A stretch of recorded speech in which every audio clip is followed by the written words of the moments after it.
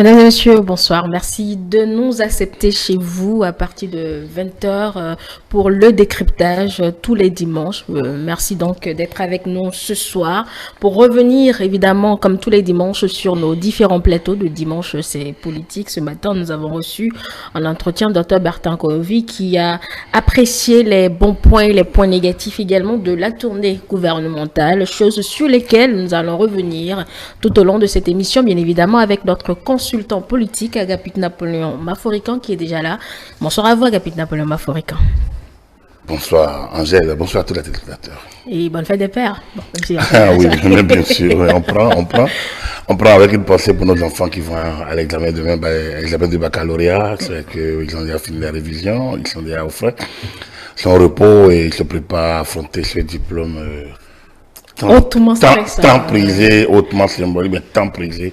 Le baccalauréat, un diplôme libérateur par ailleurs. On a l'impression qu'on touche le toit du monde avec absolument, le bac. Donc, d'autres vous diront qu'au finish, ça sert à rien. Mais bon, c'est le fond vers l'université. Il faut bien passer par là pour savoir que ça ne sert à rien. Mais ceux qui ne l'ont pas le regrettent toujours. Il y en a qui le cherchent jusqu'à la fin de leur vie. Donc, c'est franchement, en tout cas pour moi, ça reste le meilleur de mes diplômes. Je dois le dire. J'ai dit si j'en ai eu quelques-uns. Après, quand même pas mal, hein, mais ce bac demeure toujours pour moi le meilleur des diplômes. Donc, bonne inspiration à nos enfants, beaucoup de sérieux et courage aux encadreurs, les enseignants, les chefs de centre et l'administration qui appuie tout ça. Voilà.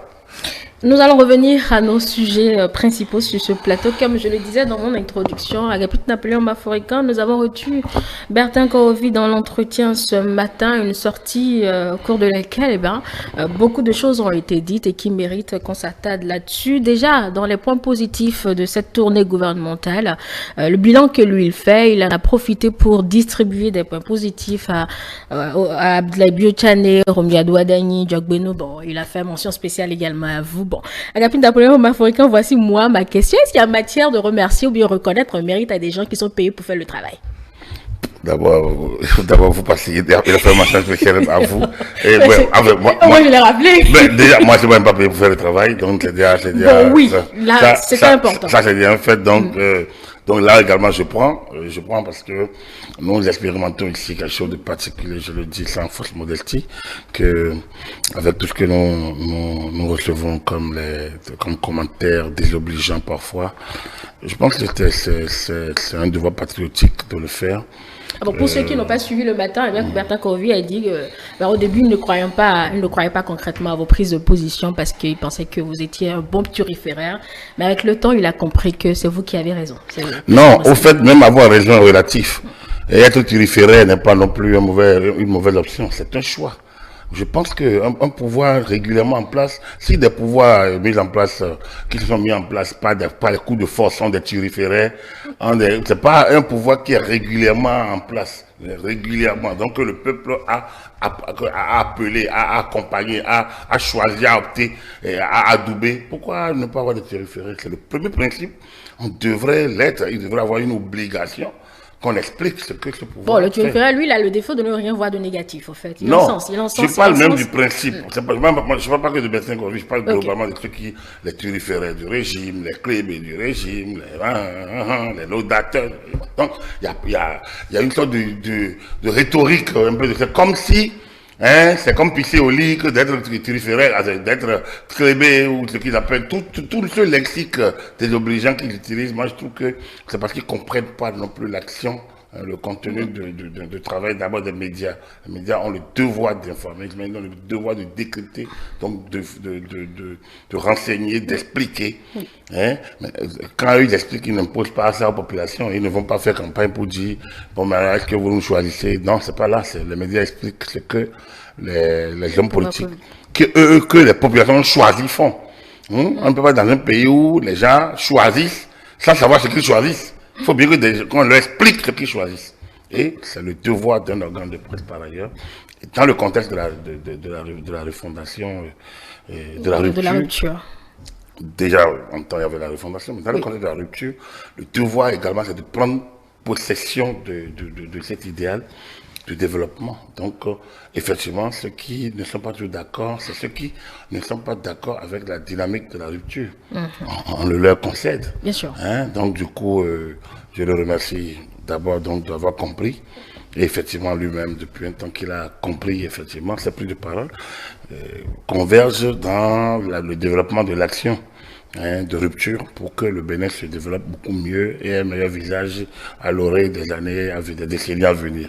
Cela dit, oui, on revient. Cela dit, les bons points. Non, je voulais aussi évoquer un petit sujet d'abord. C'est par rapport au. J'ai capté un débat sur l'hebdo des éditorialistes, notamment sur la question de la gestion de la pluie. L'inondation à Cotonou, la problématique. Et je voudrais également saluer ce programme pluvial de Cotonou. On n'en parle pas beaucoup parce que c'est vrai, le programme n'a pas encore totalement pris corps. Mais déjà, ceux qui connaissent Cotonou, sous les premières pluies, voient déjà les effets de ce programme-là. Et j'ai entendu quelqu'un dire, mais où est la mairie de Cotonou? Mais la mairie de Cotonou est dedans. C'est pas un programme sans c'est un programme gouvernemental, le cadre de vie, tout ça, mais la mairie de Cotonou ne peut pas rester en marche. Elle est dedans. Elle est dedans. On a eu dans ce pays 3 CI. Oui. Cotonou en campagne contre les inondations. Ça n'a donné rien. Ça n'a donné rien. Ça a donné ce que ça pouvait donner. Ça n'a pas donné grand. Ça n'a pas sorti Cotonou des inondations. Exactement. Quand on regarde le ratio investissement-résultat, c'est négatif. C'est négatif. Or, ici, on est dans un début et on voit les effets. Et moi, je crois que dans 5 ans, même si Cotonou doit pouvoir être déguerpillé un jour, il faut bien quitter Cotonou parce que, à mon humble avis, c'est une ville hostile. Une ville hostile à l'habitat, à l'assainissement. L'État fait déjà beaucoup.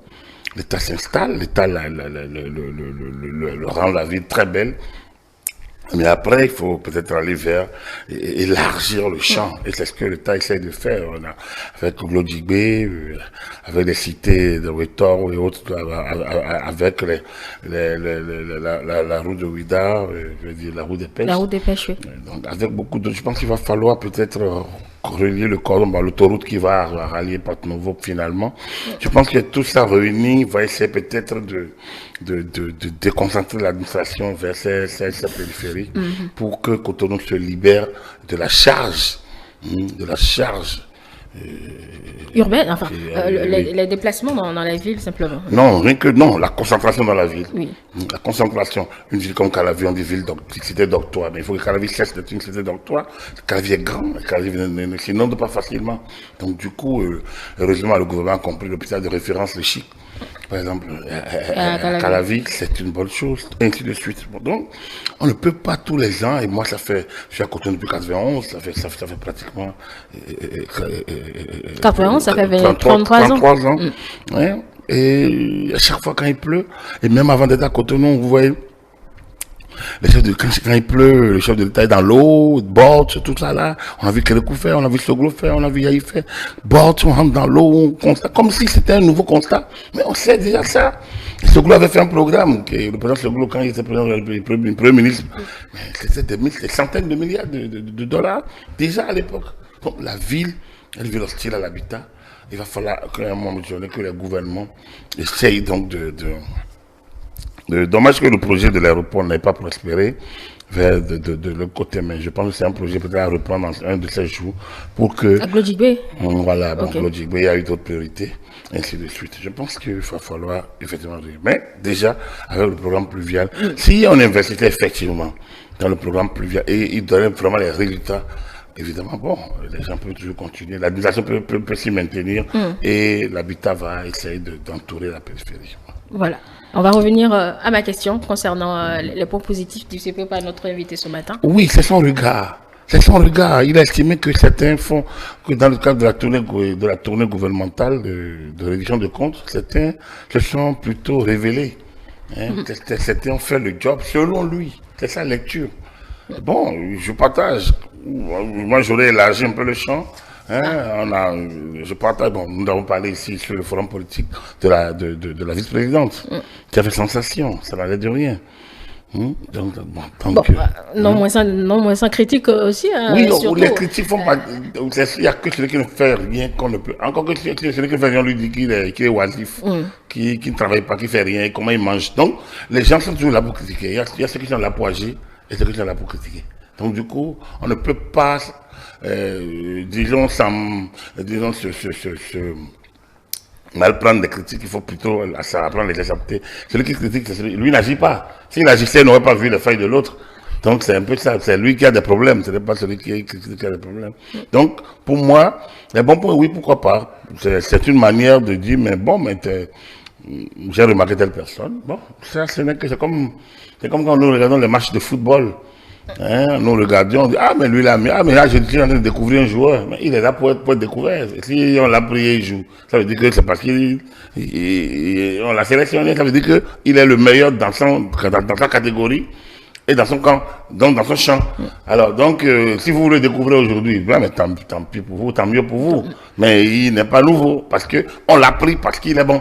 C'est comme les deuxièmes gardiens de but. Lorsque le titulaire se blesse et on l'autre on dit, ah, on ne savait pas qu'il était aussi bon, mais s'il n'était pas bon, pourquoi il serait titulaire et suppléant de l'autre? Un grand club, une grande équipe a toujours des grands gardiens, et ainsi de suite. Donc, les doublons ou les doublures ne sont pas des cancres, ne sont pas des mauvais. C'est au même moment dans l'action gouvernementale comme dans l'action d'une équipe, il y a certains qui sont présents au feu tous les jours, on les voit souvent. Mais il y en a qui ne sont pas toujours au feu. On les découvre, on dit, ah, ben on a découvert quelqu'un qui est bien. Donc, là aussi, donc, les bons points, oui, il en a donné aux deux chefs de parti. Bon, ça, c'est la façon de dire. Évidemment. Moi, je pense que les deux chefs de parti, bon, ont rattrapé cette tournée avec le gouvernement. C'est tant mieux. On a toujours reproché au parti une certaine léthargie. Bon, voilà. Mais cette fois-ci, ils se sont organisés pour pouvoir appuyer le gouvernement dans sa... Pas sans l'initiative justement du gouvernement, donc on ne voit pas au fait de quoi les encourager concrètement. C'est le gouvernement qui a son initiative au fait. Oui, ben, ils ont aussi le mérite de s'organiser pour y être. Oui. Bon, c'est vrai que quand vous voyez Biotchare parler, vous vous demandez est-ce que c'est le chef de parti ou bien si c'est le ministre. Voilà, mais cela dit, on l'a quand même vu et je pense qu'il fait partie des rares qui ont fait plus d'espace. On l'a vu dans plusieurs délégations plutôt, j'ai l'impression, en tant que coordonnateur de l'action, on l'a vu à Natengo, on l'a vu à Parakou, on l'a vu ou encore dans le centre. Je pense qu'on l'a vu à Cotonou. Donc il a bougé, il a fait le tout. Et le ministre Wadaï que beaucoup ne connaissent pas et qui ont découvert et qui fait sensation parce que bon, les gens le regardent peut-être d'un autre œil aussi. Bon voilà, on se dit. C'est le technicien qui s'improvise politique. Ça pourrait éventuellement être quelqu'un de demain. Donc les gens le regardent un peu différemment. C'est vrai que lui-même, plutôt le jeu lui plaît parce qu'il s'y exerce avec beaucoup d'aisance. Déjà, bon, je l'ai déjà remarqué avec les jeunes de l'intelligence artificielle. C'était un oral nickel, belle manière de communiquer. On l'a vu avec le gouvernement, même chose. Donc voilà, mais il n'est pas que seul, il y a d'autres aussi qui ont fait manger. J'ai trouvé que le ministre Kwaro, dans le nord du pays, dans Dakar, n'a pas manqué, n'a pas été de trop, de tout. Je pense qu'ils sont nombreux, il y en a qui sont en aisance dans l'exercice, il y en a qui ne le sont pas toujours. J'ai aimé qu'il ait pu faire un clin d'œil à Joseph Diogounou. Je pense que c'est le président du parti majoritaire, c'est vrai. Il a une présence assez discrète, mais une présence assez concrète aussi.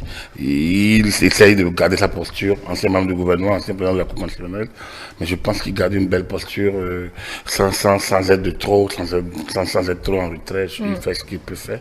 Bon, ça c'est le regard de l'analyste. Après, chacun regarde ça comme bon lui semble. C'est pas un regard divin. Ça reste l'opinion d'un homme.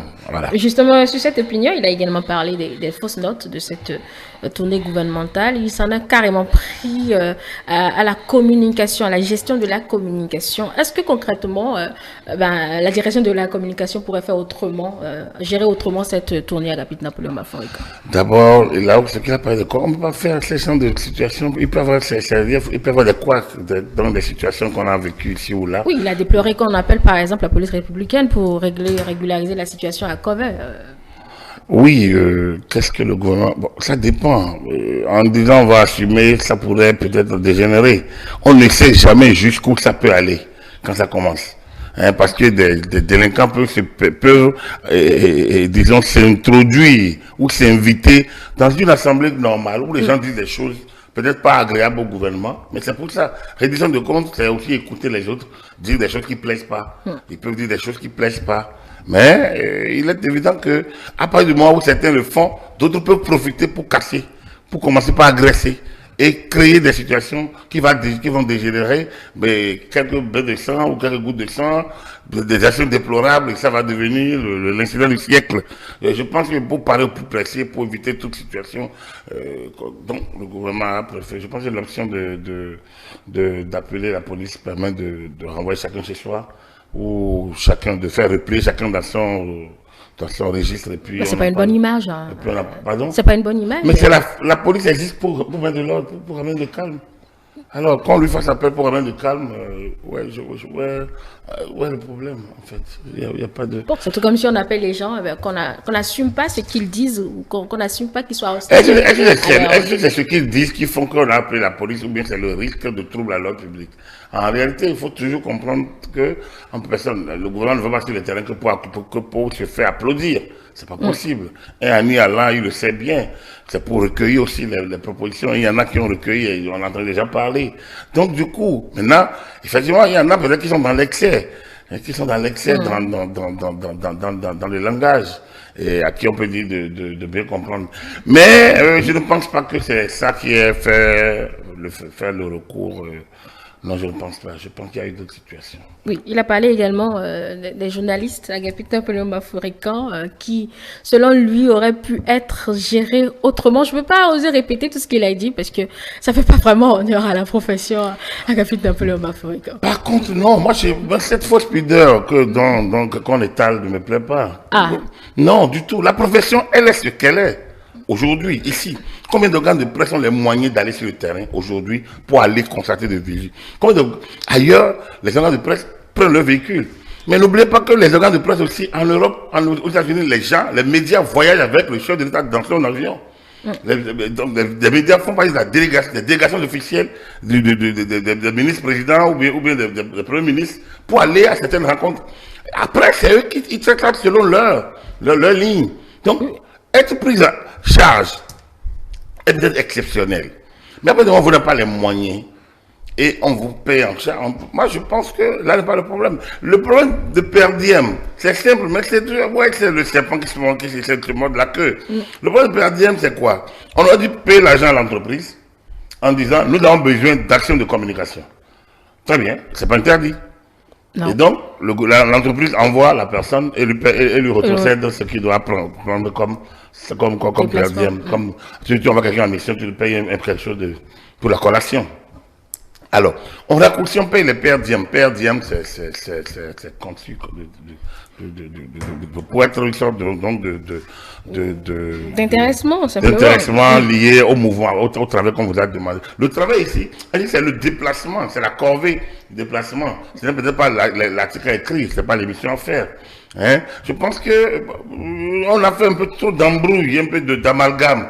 Et la mauvaise santé de bien des entreprises, le contexte dans lequel beaucoup d'entreprises se sont créées, a fait que, oui, il y a des entreprises qui n'arrivent pas à payer les salaires parce que les gens se nourrissent de per diem, d'accord. Mais ce qu'il a dit, c'est logique. Dans une société, on a besoin. Que veut l'État? L'État veut qu'on parle de ses actions. Voir en matière de communication. Alors, donc, créer un contact de communication avec les entreprises de presse pour que son objectif lui soit atteint. Quitte à corrompre, c'est le mot qu'il a utilisé, hein, quitte à corrompre s'il le faut. Je pense que lui, il est dans son modèle. Hein, il est dans son modèle. Mais on n'a pas besoin de corrompre un journaliste qui n'aime pas le propriétaire d'un langage de presse. Moi, je le dis toujours, j'ai été rédacteur en chef, j'ai été directeur de publication, j'ai pris des responsabilités. Bon, il peut corrompre à son tour. Qui? Le patron de la rédaction. On ne peut pas corrompre le patron de presse, c'est son entreprise, on ne le corrompt pas, on paye l'entreprise. C'est-à-dire que comment vous allez corrompre le patron d'une entreprise? Il est patron de la presse. Comment on va corrompre le patron de la presse? On lui donne l'argent. Donc du coup, si... Vous choisissez le moment, si on dit la même chose. Non, on ne dit pas la même chose. C'est des abus. Moi, c'est des abus. C'est des abus de langage.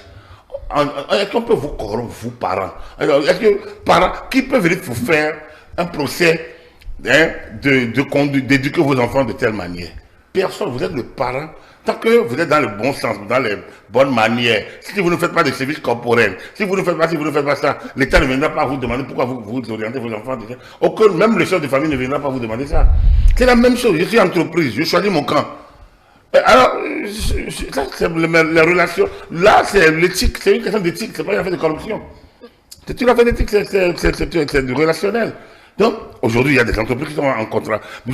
Pendant longtemps, j'ai compris, mais quel est le problème des gens lorsqu'on parle de contrat avec l'État, contrat de communication, contrat de prestation, il y a tout que c'est une affaire de pudeur, on doit se cacher pour dire, mais on est en contrat. Non, l'État signe avec des entreprises de presse, des contrats de prestation, qui leur permettent parfois de faire sa nation de communication. Au même moment, si vous avez envie de faire votre promotion, vous signez avec l'entreprise. Ce qu'on demande à l'entreprise, c'est de séparer l'information de la communication. Ah, il se fait que parfois.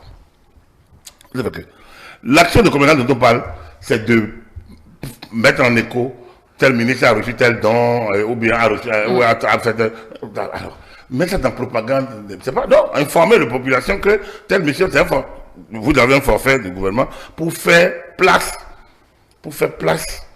au programme en question, pas pour faire la laudation, pour dire c'est lui que vous allez prendre, c'est le meilleur ministre du monde.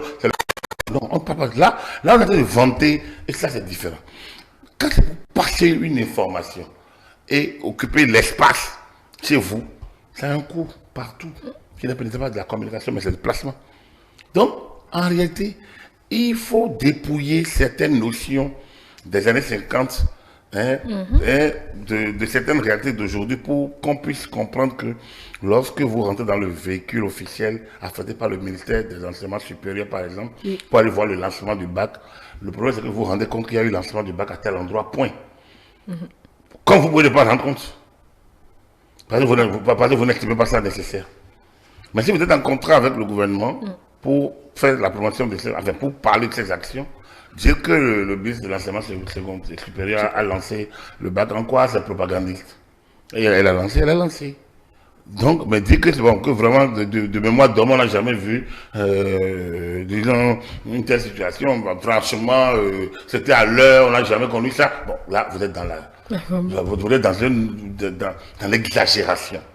Et là, on peut dire, mais quand même. Il y a souvent constaté. Moi, donc, le volet social. Non, je ne suis pas encore dans les personnes des médias. Moi, je suis dans ce que dit Bertin. Lui, il estime quoi? On doit prendre en charge des médias, c'est ça, pour que les gens puissent revenir. Parce que, là, moi, je le comprends, parfois, sans être dit que je suis d'accord avec lui, mais je le comprends. Vous savez, la tournée de région, beaucoup l'ont expliqué de plusieurs manières. Oui, on a tout entendu. Ce qui s'est passé sur le terrain aurait été intéressant, si on avait des gros plans et que les gens suivent largement certains échanges. Parce qu'il y a des trucs intéressants. C'est pas une petite propagandiste. C'est pas ça qui va faire élire un gouvernement ou réélire un chef de l'État. Mais ça peut avoir son effet. Le timing choisi peut bien avoir un effet. Je vous dis, dans ce pays, c'est pas ça qui va élire un. Sinon, Zissou aurait été élu. La communication de Yahi était telle que Zissou aurait eu 35% quand les talons à Djavon étaient 24%. Bon, lui, on lui a fait à l'envers après. On va pas revenir. Ah bon, donc vous pensez que c'était une autre personne, il aurait été élu dès le premier tour? Non, parce que, oui, la communication a son importance, mais c'est la communication sur du long terme. De manière constante, oui, il l'a fait. Évidemment, il y a eu des situations qui l'ont plombé, c'est vrai. Mais une seule sortie comme celle-ci ne suffit pas. Il faut, de manière constante, pour expliquer. Mais, aller expliquer, échanger avec la population, en quoi ça pose un problème. Ça pose pas de problème. Après, chacun rentre dans son urne et mettra le... C'est pas parce que vous pensez que votre directeur départemental, vous l'avez nommé, mais qu'il est de votre parti.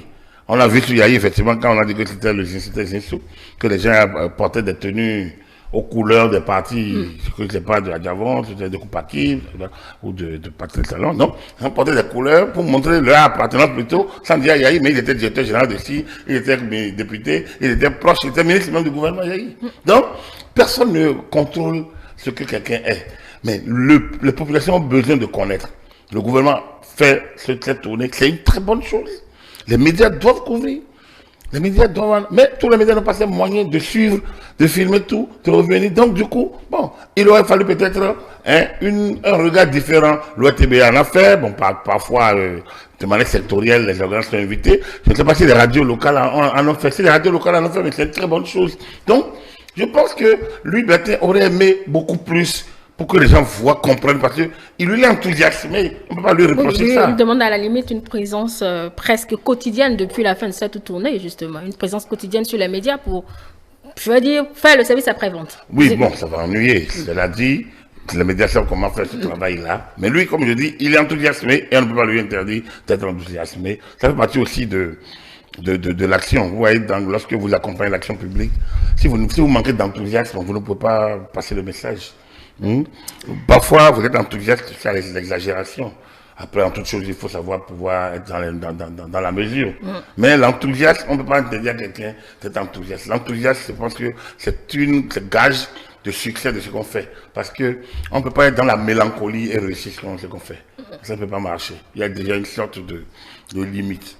Or, l'enthousiasme, c'est vraiment une sorte d'élan qui vous pousse à mieux faire. Et je trouve que, oui, lorsque vous êtes dans la communication, lorsque vous êtes dans l'action, dans le soutien, lorsque vous êtes dans l'accompagnement, vous avez besoin de l'enthousiasme. C'est de cet enthousiasme qu'il parle. Et sur lequel je comprends par ailleurs, pas de communication gouvernementale. Vous savez, la communication gouvernementale, c'est vrai, on peut dire un autre type qui est là, le président Talon, son système, c'est un système pudique, je vous dis toujours, très pudique. Ah, juste là? Absolument. Ah bon? Absolument. Tout ramène à Patrice Talon aujourd'hui. Tout ramène à Patrice Talon aujourd'hui. On est sur le terrain. C'est toujours pudique. Oui, c'est vrai. Vous avez vu comment des effigies de Patrice Talon dans la ville. Bon, on n'a pas besoin d'effigies non plus. Bien, voilà. Donc, c'est dit quoi? Ce qui se fait n'est-il pas fait au nom des populations, pour les populations? Les marchés qui ont été inaugurés et qu'on a commencé. Vous avez vu effigie de Patrice Talon à l'entrée? Ailleurs, les gens auraient mis l'effigie du chef de l'État. Et les populations auraient applaudi.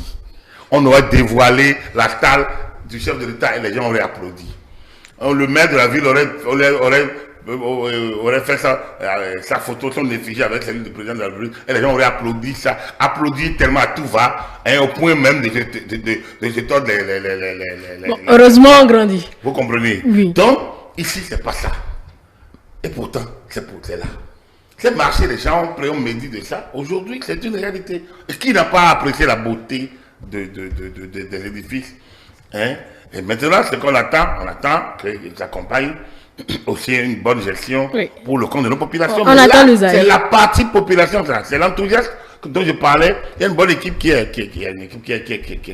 en place, une direction générale. Donc une structure de gestion est là. Il appartient maintenant que la population fasse le temps. C'est la même chose. Lorsqu'on n'a pas des terrains de foot, des stades, mais les villes, là où il y a ces stades, avant, pour trouver de l'espace pour jouer, c'est compliqué. Là où il y a ces stades, c'est de développer le sport de masse. C'est de permettre aux gens, donc, et ainsi de suite. On peut évoquer ces éléments-là. Lorsqu'on parle du chic, le centre hospitalier d'Abou Calavi. Lorsque vous prenez, mais ça, c'est permettre à des populations, c'est de permettre aux gens qui n'ont pas les moyens toujours d'être évacués, d'avoir aussi accès à des soins de qualité. C'est permettre à des médecins de valeur de grande de venir opérer à Cotonou et permettre que le plus grand nombre ait accès aux soins, et ainsi de suite. Vous prenez n'importe quel secteur. Alors, lorsque vous prenez ça, ce qui aurait été intéressant, en fait, et qui n'est pas souvent fait, c'est une communication particulière qui n'est pas nécessairement le côté général. C'est le chic, c'est le ministère de la Santé. Ça aurait pu être géré, disons, un accompagnement communicationnel pour mieux parler et pas pour en une seule soirée en parler. Il faut parler, la répétition pédagogique. Le truc n'est pas fini, Agapit Napoléon. C'est toujours un chantier. Non, c'est presque terminé. Le gouvernement, on connaît déjà la date de démarrage. Oui. Certaines annonces avec les recrutements. Oui, il y a un recrutement en cours. Certains contrats sont déjà en cours pour la gestion. Donc, le recrutement du personnel est en cours. Bref, mais il faut parler de ça. Les marchés, c'est pas que la... Donc, la commission gouvernementale, elle est globale. Il doit y avoir les sectoriels qui accompagnent. C'est peut-être ça. Mais comme je dis, c'est un choix. C'est un choix, comme on a pu voir ailleurs, c'est un choix qui permet de centraliser et surtout de ne pas étouffer les gens. Peut-être pas toujours ce que... Donc, quand on dit qu'on voit talon partout, non. Et on en a vu pire. Donc, aujourd'hui, on ne peut pas me dire que cette communication, c'est au nom du talon, c'est partout talon. Et lui, il ne se célèbre même pas. Non, à moins de 2 ans, comme je le dis toujours, il devrait célébrer, il devrait l'être.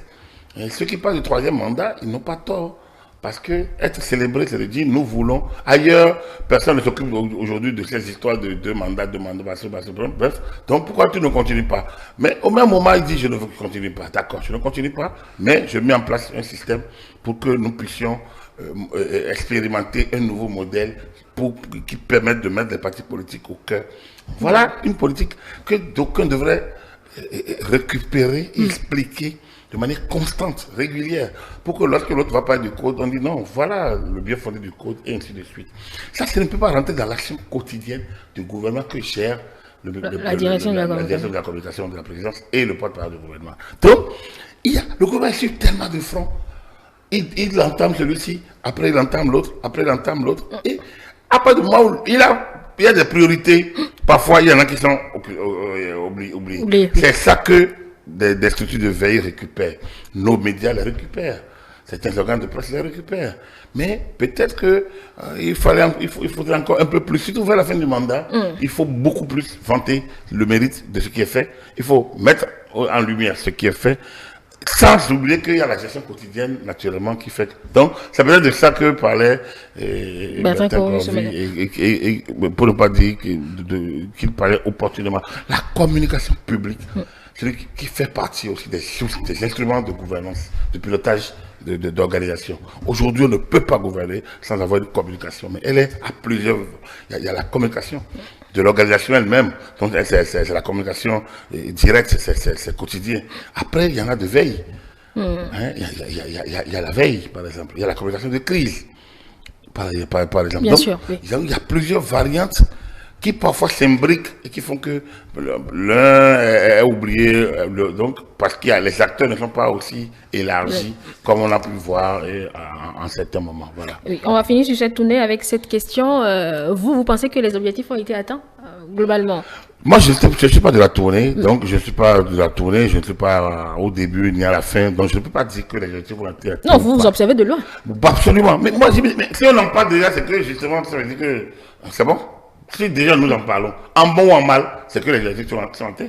Puisque, pour moi, l'essentiel est que les populations parlent de l'action gouvernementale. Que le gouvernement explique aux populations ce qu'il fait. Et que les gens puissent avoir leur opinion. Mais ils ne vont plus continuer à, disons, à colporter la rumeur, la désinformation. Ils ne vont plus continuer à consommer la manipulation de l'information facilement. Parce qu'au moins pour 3 mois, 6 mois encore, par exemple, quand on parle de la vie chère, aujourd'hui, ils peuvent continuer à le dire. Parce que les explications ont été données très mal. Même l'allégorie du poulet de Badé, comme les gens font.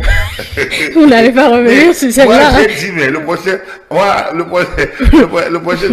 mais il est entré dans l'histoire, comme ce glos est entré aussi dans l'histoire de la biche et de la rivière. Ça dit qu'il y a des allégories, mais ici, c'est pas une allégorie, c'est une information sérieuse. D'accord, qui ont mangé le maïs là? Le maïs entre en ligne de compte après, à un certain nombre de pourcentages, 60, 65, 70%, dépend, dans l'alimentation régulière, quotidienne de cela. Et lorsque nous voulons faire la promotion du consommation local, cette donnée n'avait pas été bien perçue peut-être.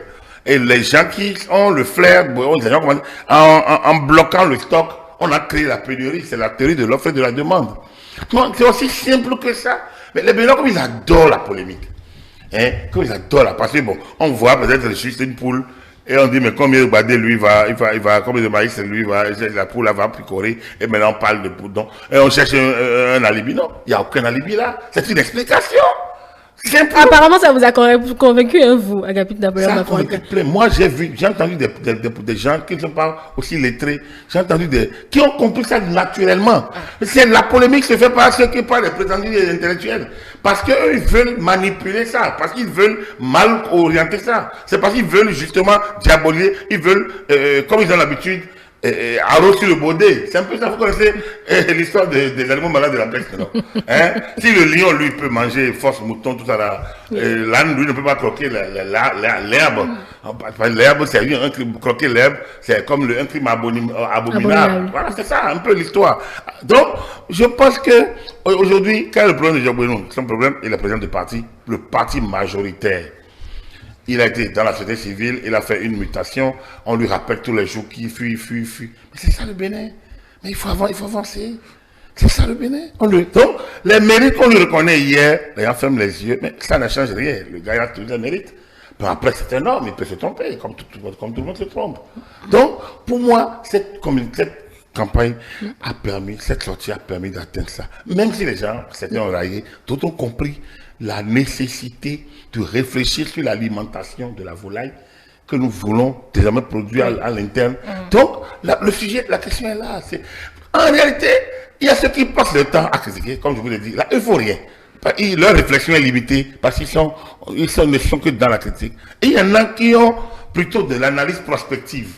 Lorsqu'une situation arrive, ceux-là profitent des faits et autres qui viennent. Donc, en réalité, il y a plusieurs types de citoyens. On ne peut pas s'accentuer sur un seul et dire que tout est bon, ou un seul pour dire que tout est mauvais. Il faut faire l'analyse de tout ça. Moi, je pense que oui, la tournée a apporté ses fruits. Parce qu'on en parle encore, on en parlera peut-être encore quelques jours. Oui, on en parle parce que c'est la fin déjà. Donc, voilà, c'est une sorte de... Non, j'ai appris qu'il y en aurait déjà très bientôt une autre, parce que là, il faudrait garder le contact avec la base. Mais pour quel intérêt s'ils sont finissants avec Napoléon Maforika? Ils ont fini. L'État ne finit pas. Le gouvernement en place est en train de finir. L'action est pour le peuple, c'est pas pour le D'accord, mais un autre va continuer. Oui, là où l'autre, les autres vont laisser.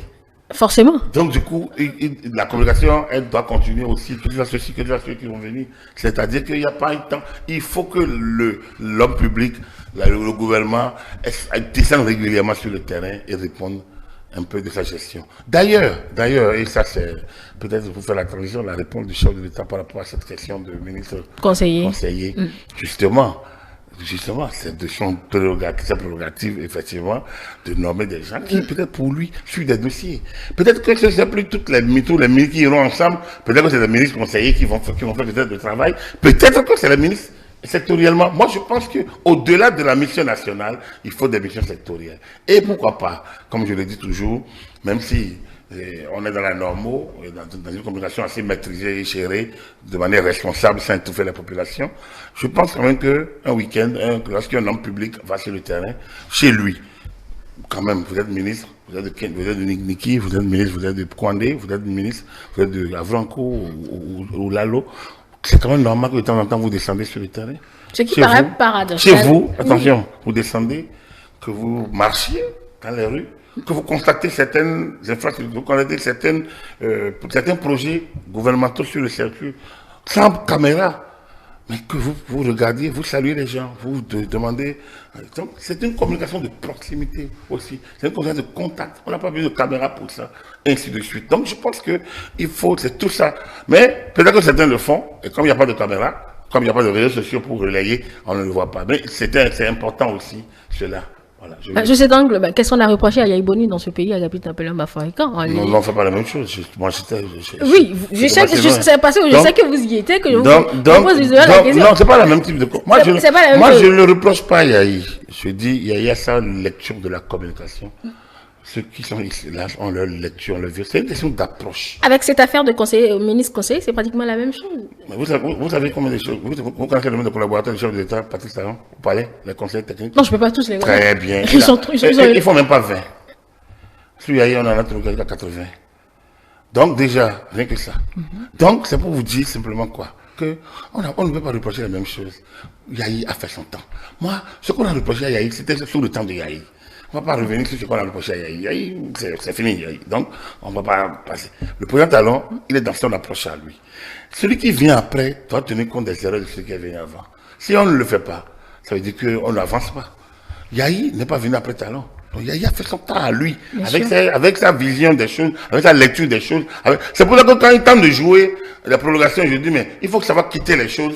Sinon, les choses vous quittent brutalement et vous devenez groggy. Et il n'a qu'à regarder un peu Blaise Compaoré de l'autre côté pour comprendre un peu ces choses-là. Donc, je pense que quand quelqu'un a dit tu as 5 ans, Dieu merci, tu as encore 5 ans de plus, Dieu merci, il faut savoir quitter. Bien. Mais là, si tu as envie de rester, créer les conditions. Moi, je n'ai rien contre que les gens restent. Parce que, pour moi, j'estime que les Émirats ne fonctionnent pas si mal que ça, alors qu'ils ont des émirs qui sont là, des monarchies ne fonctionnent pas si mal, alors qu'ils ont des rois qui sont là. Il suffit de créer et d'ailleurs, au Togo, on vient d'avoir un système nouveau, de conseils. Je pense que chacun doit définir son cadre. Mais dès que tu décides de partir, et qu'il ne faut pas perturber celui qui est là. Tu peux de temps en temps lui faire des conseils, tu peux faire des petites sorties, mais il faut passer ton temps à être frontal. Donc voilà. Donc, ce qu'on Yahi faisait n'est pas mon problème. Il se fait que, quand ils sont arrivés, on fait l'analyse, on dit, nous n'avons pas fait l'examen. Parce que, côté communication, il ne faut pas la même chose. Hein. Avant, il n'y a pas le week-end, il n'y a pas une messe quelque part pour remercier. Lorsqu'on vous nomme, j'étais technique, vous devez faire messe pour remercier. Lorsqu'on vous nomme chef quartier, on vous désigne, ou bien on vous délivre, vous devez faire, mais pour remercier Dieu et le chef d'État. Lorsque le microcrédit, on vous donne ça, 30 000, vous allez faire messe pour remercier le chef d'État et faire uniforme. Avec quel argent on fait uniforme? Donc voilà ces choses-là qui ont été critiquées sur Yahi et qui ne sont plus faits. Mais sur Yahi, comment je le dis toujours, comme je dis, moi, je ne mets pas de critique. Parce que j'estime que c'est ce que lui il a perçu. Il a laissé faire. Pour lui, peut-être que c'est normal. Les gens arrivaient, il y en a qui trouvaient ça, qui créaient des travers dans ça, qui avaient aussi leur travers dans ça. Mais ça aussi, la communication, c'est quelque chose de frappant. En termes de début de microcrédit, certains n'avaient pas cru à ça. Il fallait bien montrer que ça aussi a marché. Il y a des hauts cadres qui étaient autour de Yahi, qui sont aujourd'hui autour de Patrick Talon. Ils ne font pas la même chose. Parce que la locomotive conduit les wagons. Donc, si le chef te dit, voilà ma nouvelle orientation, tu prends. Et les cadres techniques de nos ministères ont connu plein de ministres. Mais c'est l'orientation que le ministre vient de dire pour dire, désormais, je suis là à 7 heures. Mais ils sont tenus d'être là à 7 heures. Ils n'ont pas le choix. Désormais, votre téléphone est éteint, mais ils doivent éteindre le téléphone. Ils doivent avoir des components à l'interne. L'autorité qui est là donne fixe le cap, la ligne. Et les cadres, on dit, mais ceux-là, ils ont travaillé avec Yahi, mais après, on va renouveler pas, tous les 50 ans, on ne va pas renouveler les cadres. La retraite, c'est au moins 30 ans.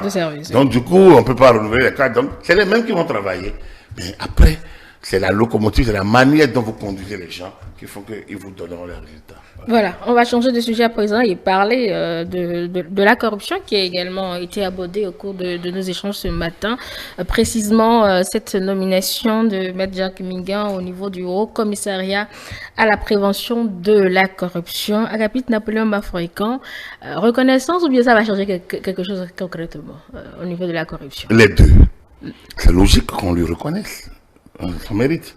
Finally, comme le disent les Anglais. Oui, bon, il y en a qui, comme je dis, comme ils ne font rien, ils calculent. Et ils le rendent. Non, là, c'est pas une critique, mais c'est une remarque objective. Je ne sais pas où. Finalement. Non, mais il n'y a pas un temps pour nommer quelqu'un ou un temps pour ne pas nommer quelqu'un. Et est-ce que vous avez vu Maître Mingan se plaindre de ne pas être nommé? Non, jamais. Maître Mingan, on s'est croisé sous Yahi, il n'a pas été moins Yahi, il n'a pas travaillé, il n'a pas moins adoubé la position de Yahi à un moment donné. Il n'a été nommé rien. Donc, il n'a pas été non plus un grand opposant à Yahi, parce qu'il n'a pas été nommé. Je ne pense pas. Donc, je pense que j'ai l'impression que tout le monde veut que certains suivent leur logique. Chacun est libre. Jacques Mingan a choisi son option. Il est avocat. Il a un centre, il faut des formations. Donc, si le chef d'État maintenant décide aujourd'hui de lui être reconnaissant ou bien de penser qu'il peut être utile à tel endroit, c'est un haut cadre. En tant qu'il est un cadre privé, c'est vrai qu'il est avocat. Mais c'est un intellectuel. Bon, il va changer quoi maintenant au niveau de ce haut commissariat? Le haut commissariat, avec la criette qui est là, on a tout tenté face à la corruption. Est-ce qu'on ne va pas s'en contenter et puis passer à autre chose avec Agapit Napoléon Bafouékan? Ça passe pas en fait. Ça passe. J'étais à la NLC, ça passe. La politique, si la NLC avait certains types de moyens, au moment où on l'avait mis en place, elle aurait mieux impacté que ce qu'elle a fait. Parce que sans la NLC, le président Talon a fait beaucoup de choses. Bien sûr. Tu vois? Ça veut dire quoi? Si la volonté politique qu'on a connue sur le président Talon, en matière de lutte contre la corruption, était celle du président Yahi, réellement, et que Yahi n'avait pas mis cette institution en place pour contenter les partenaires au développement, les bailleurs de fonds, la Banque mondiale et autres, si ce n'était pas ça, on aurait eu beaucoup d'avancées. La lutte contre la corruption a évolué positivement. On ne peut pas dire on laisse, on va devenir un État voyou. Il faut combattre la corruption. Mais le Haut Conseil, c'est un conseil de prévention. De prévention. Oui, prévention. Donc, nous sommes dans la création de communication pour maîtriser la corruption. Pour lutter contre la corruption, c'est tout. Prévention, alerte au pouvoir public. Les textes ont dit comment ils vont fonctionner. Donc, lui n'est pas là pour changer. C'est pas là, c'est quoi lui qui va mettre fin. L'action là n'est pas de dire on met fin. On prévient. On attire l'attention. On alerte. Donc, on crée les conditions pour réduire, pour empêcher les gens. Donc, en tant que haut commissaire, il connaît le cadre dans lequel il va travailler. C'est quelqu'un qui a été conseiller technique du chef de l'État, Mathieu Kérékou. C'est quelqu'un qui a une certaine carrière. Donc, qui connaît le terrain, qui connaît le champ, qui connaît ce dont nous parlons. Quand il était au palais, il a travaillé avec la chef de moralisation de la République. Il connaît ça. Donc, pensez que ce n'est qu'une récompense, qu'est-ce qu'il va faire, qu'est-ce qu'il va changer, il peut réchanger, on laisse tout. Non, ça veut dire quoi? Mais pourquoi l'église n'a pas disparu alors que les gens font l'acte de contrition et tout le temps ils pêchent à nouveau? Ah, les gens ont besoin de foi. Mais donc, si l'acte de contrition, c'est ma faute, hein, je supplie la Vierge Marie. Bon, donc, quand tu dis tout ça et tu pêches encore, pourquoi on ne laisse pas, on me dit, bon, ok, pourquoi on va à l'église? Pourquoi on doit faire l'acte de contrition? Pourquoi on doit faire ça? On doit continuer. On ne peut pas abandonner. Il y a toujours des gens dans lesquels le message passe. La lutte contre la corruption, c'est une œuvre, c'est un processus. C'est un processus. Ça a son temps, ça durera aussi longtemps que ça va durer. Mais à partir du moment où des actions coercitives, comme celles que le président Talon a entreprises depuis qu'il est là, si ces actions finissent par entrer dans le subconscient des gens, peut-être que ce que nous pensons comme un fléau endémique, peut-être qu'avec le temps, il va évoluer. Ce n'est pas en 8 ans que ça peut évoluer en 6 ans. Il faut du temps. C'est pas non plus, il ne faut pas attendre 50 ans non plus. Mais ce n'est pas en 6 ans. Donc je pense que ce qui va encourager, c'est que Maître Mingan, qui s'y connaît, qui est un libéral, qui n'est pas un fonctionnaire, c'est un libéral. Donc son regard sur le phénomène va être différent que celui peut-être d'un avocat fonctionnaire, qui est dans l'administration, qui connaît l'état de l'administration. Lui, il est un peu en dehors et il a son cas de charge. Je pense que regardons-le à l'œuvre. On a connu la communication bruyante, disons, les dénonciations bruyantes. Ça, c'est via quoi?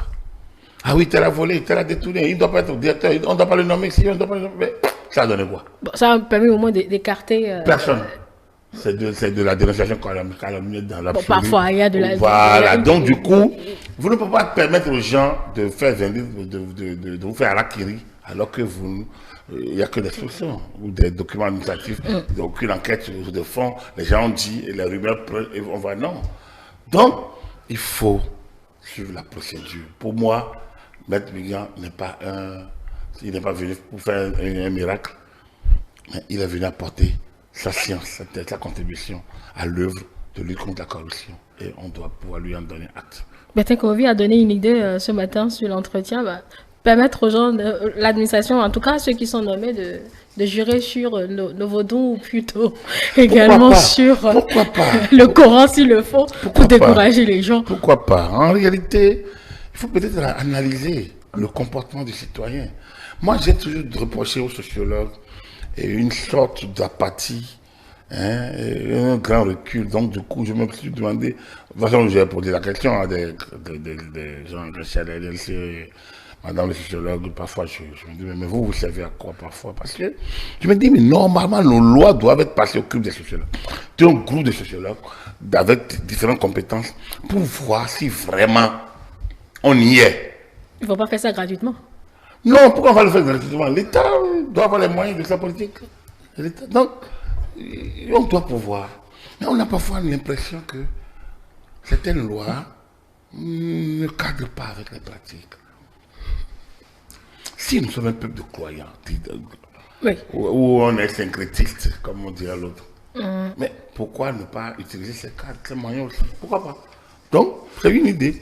Parce que le gars qui va aller pactiser avec telle divinité, c'est bon, c'est ça. Mais, bon, maintenant, vous savez, c'est bien à côté à l'État de demander à un cadre d'aller faire Elle parle avec une divinité. Hein? Ce que ça va vous valoir. Mais c'est des questions qui peuvent être à réfléchir. C'est-à-dire quoi? On a vu le TOFA, on a vu comment l'État a évolué. L'État a réformé, a rénové le TOFA. Peut-être que dans un cadre du genre, où les dignitaires des cultes sont de plusieurs obédiences, peut-être que c'est à ce moment-là qu'il faut faire passer les cadres pour qu'ils puissent prendre des actes. Oui, les mandats de nos ancêtres. Dans la Constitution, on a prévu les mandats de nos ancêtres. Oui, on peut. Je pense qu'il n'y a rien de négatif à ça. C'est une question, moi je trouve que c'est plus pertinent. Donc, la loi dont on parle, la loi c'est quoi? C'est les gens qui font la loi, c'est les gens qui la défendent. Et qui les violent. Voilà, donc c'est les gens qui font, c'est les gens qui la défendent. Alors donc, s'il y a un peu de religion ou de métaphysique peut entrer dans le jeu, peut-être que ça permettra aux gens de... vous savez, un ami a soutenu la présence de l'absent. La présence de l'absent. Alors, si déjà vous êtes là et au moment de voler, vous pensez que quelqu'un est présent, que vous ne voyez pas, et qu'il y a une sorte c'est là l'appel de conscience, c'est là l'éveil de la conscience. Quand vous vous rendez compte que, est-ce que j'ai pas fait un pacte avec les divinités pour dire je ne volerai pas, je ne toucherai pas ce qui ne m'appartient pas. Mais si pour dire, bon, la loi, on dit, bon, il faut encore qu'on me trouve. Oui. Et si j'ai l'argent, je peux encore corrompre pour qu'on ne me prenne pas, et ainsi de suite. Et donc, vous voyez, je pense que le niveau que propose Bertin Covy me paraît plus cohérent et plus adapté à nos manières réalités de fonctionner. Voilà. Merci beaucoup, Agapit Napoléon Bafouécan, pour vos analyses, mesdames et messieurs. Ainsi prend fin le décryptage ce dimanche. Nous n'oublions pas les candidats, puisque nous avons pensé à eux depuis le début. Bonne composition à eux tous. Je vous rappelle que vous pouvez retrouver notre décryptage en nouvelle diffusion ce lundi après le bulletin de la mi-journée. Le décryptage est également disponible sur nos plateformes numériques pour ces personnes qui l'auraient raté. N'oubliez pas que juste derrière nous, ce sera votre programme Nounoueng Bessa. Le temps pour moi de vous dire donc à demain, Agapit Napoléon Bafouécan pour d'autres programmes. Voilà. Mesdames et messieurs, on se retrouve sur d'autres émissions avec le même plaisir. E-Télé avec vous, pour vous.